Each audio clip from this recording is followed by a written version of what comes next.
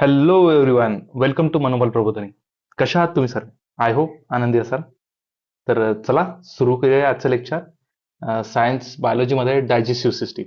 Okay okay मी आधी सुरू करण्यासाठी लेक्चर सुरू करण्याआधी तुम्हाला सांगून देतो की या लेक्चरची पीडीएफ तुम्हाला टेलिग्राम चॅनलच्या मनोबल प्रबोधिनी या टेलिग्राम चॅनलवर मिळेल. ओके, तर चला आपण बघूया आज टॉपिक डायजेस्टिव्ह सिस्टम, पचन संस्था. तर पचन संस्था डायजेस्टिव्ह सिस्टीम हे हा टॉपिक चालू करण्यासाठी आधी मी तुम्हाला एक प्रश्न विचारतो की तुम्हाला सिस्टम म्हणजे संस्था नेमकं म्हणजे माहिती आहे का काय? आपण संस्था सिस्टम कशाला म्हणू? तर पाचन संस्था समजून घेण्याच्या आधी आपल्याला सिस्टम हे समजून घेणं गरजेचं आहे. तर बघा, आपल्या शरीरामध्ये वेगवेगळे कार्य होत असतात. ते कार्य कोणताही एक अंग करतो का? म्हणजे कोणताही एक ऑर्गन, म्हणजे हा कोणते जर कार्य करायचं असेल तर या बॉडीचा फक्त एक ऑर्गन मिळून ते कोणतंही काम करतो का? जसं की आता माझा प्रश्न आहे तुम्हाला, बघा, आपल्या बॉडीमध्ये आपल्याला ब्लड फ्लो करायचा आहे. पूर्ण बॉडीमध्ये आपल्याला ब्लड फ्लो करायचा आहे, या बोटापर्यंत, बोटाच्या अंगठापर्यंत, मेंदूपर्यंत किंवा पायापर्यंत. ओके, तर मला सांगा, आता याचं उत्तर हे सांगा की मला ब्लड फ्लो कोण करतं? आता तुमच्यापैकी बरेच जण म्हणतील सर, हार्ट हे आपल्या बॉडीला ब्लड म्हणजे रक्ताचा प्रवाह करतो. माझा पुन्हा प्रश्न आहे की फक्त हृदय हेच पूर्ण शरीरात ब्लड आपला सप्लाय करतो का, ब्लडचा फ्लो करतो का? त्यासाठी त्याला आपल्याला ब्लड व्हेसल्स लागतील, शिरा लागतील, धमन्या लागतील, आर्टरी लागेल. या सर्व अंग मिळून आपला जे आपल्या पूर्ण बॉडीपर्यंत रक्ताचा पुरवठा केला जातो. बरोबर आहे. आपल्या शरीरामध्ये जे जे वेगळे वेगळे फंक्शन, जे वेगवेगळे कार्य होतात, ते कार्य करण्यासाठी शरीरातले वेगवेगळे जे अंग आहेत ते मिळून एकत्रित ते कार्य करतात. आणि या पूर्ण एकत्रित जे या सर्व जे मिळून अंग मिळून जे एकत्रित कार्य करतात त्यालाच आपण काय म्हणतो? त्यालाच आपण सिस्टीम असं, म्हणजेच संस्था किंवा प्रणाली असं आपण त्याला म्हणतो. ओके, तर बघा इथे डेफिनेशन मी दिलेली आहे. A system in a human body, a group of काय group of organ that work together to do a specific job. म्हणजे मानव शरीरातील प्रणाली किंवा संस्था म्हणजे सिस्टम म्हणजे नेमकं काय? अवयवांचा एक असा समूह जो विशिष्ट कार्य करण्यासाठी एकत्रित येऊन काम करतो. ओके, कळालं का तुम्हाला? तर चला आपण बघू. आता हे मी इथे अॅनिमेशन थ्रू दाखवलेलं आहे. हे अन्न येत आहे आणि या जठरामध्ये म्हणजे या स्टमक मध्ये अन्न येत आहे आणि इथे हे पचत आहे. ओके, तर डायजेस्टिव्ह सिस्टम म्हणजे पचन संस्था, तर याचं काही काम आहे का हो? तर हो, याचं वर्क म्हणजे याचं काम काय आहे? याचं काम आहे अन्नाचं पचन करणे. बरोबर आहे. तर बघू आपण पुढे. आता बघा, मग आता पुढे प्रश्न आला की पचन म्हणजे नेमकं काय? हा प्रश्न तुम्हाला पडतो का नाही? की आपण तरी जरी म्हणत आहे की सर डायजेशन डायजेशन, पचन पचन, तर डायजेशन म्हणजे नेमकं काय? याचं उत्तर बघू. बघा, ही आपली बॉडी आहे. बरोबर आहे. ही आपली बॉडी आहे आणि ही आपली बॉडी लहान लहान सेल पासून बनलेली आहे. हे बघा इथे डायग्राम मध्ये मी दाखवत आहे, क्लिअर दिसत आहे का तुम्हाला? लहान लहान सेल पासून बनलेली आहे. बरोबर आहे. तर आपल्या या बॉडीला काहीतरी खेळण्यासाठी, योगासन करण्यासाठी, डान्स वगैरे करण्यासाठी, जिमला जाण्यासाठी, सायकलिंग करण्यासाठी, अभ्यास करण्यासाठी, या गोष्टीसाठी सर्वांसाठी एनर्जी लागते. बरोबर आहे. तर ही एनर्जी आपल्याला कुठून मिळेल?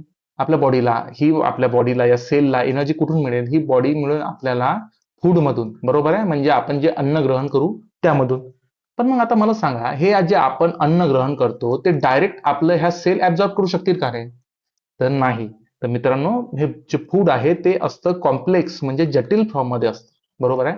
तर या फूडला आपल्याला सिंपल फॉर्म मध्ये कन्वर्ट करावं लागतं या सेलला ऊर्जा म्हणजे एनर्जी मिळण्यासाठी. बरोबर आहे. तर आता या कॉम्प्लेक्स फूडचं सिंपल फॉर्म मध्ये कन्व्हर्जन करणंच म्हणजेच या गोष्टीला आपण काय म्हणतो? तर या गोष्टीला आपण म्हणत असतो, या प्रोसेसला आपण म्हणतो डायजेशन म्हणजे पचन. कळालं का तुम्हाला? चला आपण याची डेफिनेशन बघू. डायजेशन, पचन म्हणजे नेमकं काय? जे converting a complex food substance into कशामध्ये? सिंपल फॉर्म मध्ये इज कॉल्ड एज काय? डायजेशन. जटिल अन्न पदार्थाचे सोप्या स्वरूपात रूपांतरित करणे, यालाच आपण काय म्हणू? यालाच आपण पाचन असे म्हणू. आता आपण जे अन्नामध्ये कार्बोहायड्रेट घेतले, म्हणजे जेवणामध्ये आपण कार्बोहायड्रेट ग्रहण केले, प्रोटीन ग्रहण केलं, फॅट ग्रहण केले, म्हणजे आपण जेवणामध्ये घेतले मिनरल्स, विटॅमिन्स, हे सर्व आपल्याला जेवणातून मिळतात. पण माझा आता पुढचा प्रश्न राहील, जे फॅट आहे, प्रोटीन आहे, किंवा कार्ब्स आहेत म्हणजे कार्बोहायड्रेट आहे, हे बॉडी डायरेक्ट फॉर्म मध्ये आपली बॉडी ऍब्झॉर्ब करू शकते का? तर हे आपल्या बॉडी डायरेक्ट फॉर्म मध्ये ऍब्झॉर्ब करू शकत नाही. याला आपल्याला डायजेस्ट करावं लागतं. काय करावं लागतं? डायजेस्ट करावं लागतं. आणि मग डायजेस्ट करून त्याचं आपल्याला सिंपल फॉर्म मध्ये रूपांतरित करतो आपण, आणि मग जे प्रोडक्ट मिळतात ती बॉडी आपल्याला ऍब्झॉर्ब करते आणि त्याचा यूज आपल्याला ऍब्झॉर्ब करते आणि त्याचा यूज बॉडी एनर्जी मिळवण्यासाठी करते, ऊर्जा मिळवण्यासाठी करते. म्हणजे कार्ब्स घेतले जेवणामध्ये, त्याचं रूपांतर कशामध्ये होतं? त्याचं रूपांतर होतं ग्लुकोजमध्ये. ओके, त्याचा सिंपल फॉर्म काय आहे? ग्लुकोज आहे. हा आहे सिंपल फॉर्म त्याचा. ओके, तसंच आपण जेव्हा फॅट घेऊ म्हणजे स्निग्ध पदार्थ घेऊ, त्याचं सिंपल फॉर्म रूपांतर कशात होईल? जे फॅट आहे, स्निग्ध पदार्थ आहे, त्याचं रूपांतर कशात होईल? फॅटी ऍसिडमध्ये होईल. तसंच जेव्हा आपण जे प्रोटीन घेऊ त्याचं रूपांतर कशाला होईल? त्याचं सिंपल फॉर्म काय भेटेल आपल्याला? डायजेशन झाल्यानंतर त्याचे भेटतील आपल्याला अमिनो ऍसिड. मग तुम्हाला हा प्रश्न नाही पडत का मित्रांनो, की मग जेव्हा आपण विटॅमिन्स आणि मिनरल्स घेतो, तर तुम्ही म्हटलं होतं की विटॅमिन्स आणि मिनरल आपण बॉडीमध्ये जेवणामध्ये घेतो, तर त्याचं सिंपल फॉर्म म्हणजे त्याचं डायजेशन होऊन रूपांतर कशामध्ये होतं? तर मित्रांनो, विटॅमिन्स आणि मिनरल्स बॉडीमध्ये डायजेस्ट होत नाहीत. अरे, असं कसं? मग आपण ही बॉडी काय कॉम्प्लेक्स फॉर्म मध्येच आपण हे बॉडीमध्ये घेतो का? तर नाही मित्रांनो, विटॅमिन्स आणि हे मिनरल्स हे आधीच बॉडीमध्ये आधीच सरळ म्हणजे सिंपल फॉर्म मध्ये असतात, म्हणून त्याचं बॉडीमध्ये पचन होत नाही. हा प्रश्न येईल तुम्हाला डायरेक्ट, ते लक्षात ठेवता. Vitamins and minerals are not digested in our body, there further division is not possible. Okay, तर चला आपण पुढे बघू. हा प्रश्न तुम्हाला बघा, हा प्रश्न आहे ग्रुप डी 2018चा. तुम्हाला जमतो का बघा बरं. After digestion carbohydrate is converted into, पचनानंतर कार्बोहायड्रेट कशामध्ये रूपांतरित केले जाते? ग्लायकोजन मध्ये, ग्लुकोज मध्ये, अमिनो ऍसिड मध्ये की फॅटी ऍसिड मध्ये? तर मी तुम्हाला आत्ताच थोड्या वेळा आधी दाखवलं की कार्बोहायड्रेटचं रूपांतर आपण सिंपल फॉर्म मध्ये डायजेशन नंतर कशामध्ये करतो? ग्लुकोज मध्ये करतो. ओके, तर याचं बी हे करेक्ट आन्सर राहील. तर चला मित्रांनो, मला सांगा, जेव्हा आपण जेवण करतो तेव्हा त्या पाचनाचे नेमकं जेव्हा डायजेशनचे नेमक्या स्टेप्स कशा असतात, आपण ते आता समजून घेऊ. काय करून घेऊ? समजून बघा. हे मी एक रॉ इमेज घेतलेली आहे आपल्या डायजेस्टिव्ह सिस्टीमची. तर बघा, हे आहे आपलं मुख म्हणजे तोंड, बरोबर, माउथ आहे. तर इथून आपण अन्नाचं ग्रहण केलं, तर पहिली प्रोसेस काय राहील आपली? पहिली राहील आपलं इंजेक्शन म्हणजे अन्न ग्रहण करणे, अंतर्ग्रहण करणे, बरोबर आहे. आता यानंतर हे खाल्लेलं अन्न जे आहे ते असं इथून आपल्या अन्ननलिकेद्वारे आपल्या स्टमकमध्ये म्हणजे आपल्या जठरामध्ये येईल आणि इथे त्याचं पचन होईल, बरोबर आहे. आणि इथून फर्दर मग पुढे आपण असं ते आपल्या लहान आतड्यामध्ये जाईल आणि इथं त्याचं पूर्ण पचन होईल, बरोबर आहे. म्हणजे इंजेक्शन म्हणजे अंतर्ग्रहण नंतरची पुढची स्टेप काय आली? डायजेशन, बरोबर आहे. आता या बॉडीमध्ये जे डायजेशन झालं, ज्या लहान स्मॉल इंटेस्टाईन मध्ये म्हणजे लहान आतड्यामध्ये याचं कम्प्लीट डायजेशन झालं. ओके, तर आता याच्यानंतर काय होईल? याच्यानंतर हे आपल्या बॉडीमध्ये ऍब्झॉर्ब केलं जाईल इथून. ओके, तर आता याची पुढची प्रोसेस काय झाली? ऍब्झॉर्प्शन म्हणजे काय? अवशोषण. हे अवशोषण केले जाते. आता अवशोषण केल्यानंतर मला सांगा, या बॉडीमध्ये जे आपण पचन केल्यानंतर जी त्याची आवश्यकता फक्त आपल्या मेंदूला असते का? की तेव्हा त्याची आवश्यकता फक्त आपल्या हाताच्या बोटालाच असते का? किंवा आपल्या डोळ्यांनाच असते का? कानाची आवश्यक असते का त्या पाचन केलेल्या सिंपल फॉर्मची त्या ऊर्जेची? तर नाही. तर त्याची आवश्यकता आपल्या पूर्ण नखशिकांत म्हणजे डोक्याच्या केसापासून तर पायाच्या नखापर्यंत सर्व ठिकाणी असते. तर मग आता त्या ब्लड मधून त्याचं सर्व बॉडीमध्ये ट्रान्सपोर्टेशन म्हणजे सर्व बॉडीमध्ये पोहोचवण्याच्या प्रक्रियेला आपण काय म्हणतो? सात्मीकरण म्हणजे काय? असिमिलेशन असं म्हणतो. ओके, आणि मग त्यामुळे असिमिलेशन झाल्यानंतर मला एक सांगा की पूर्णच अन्न आपलं पचेल का? हो, नाही.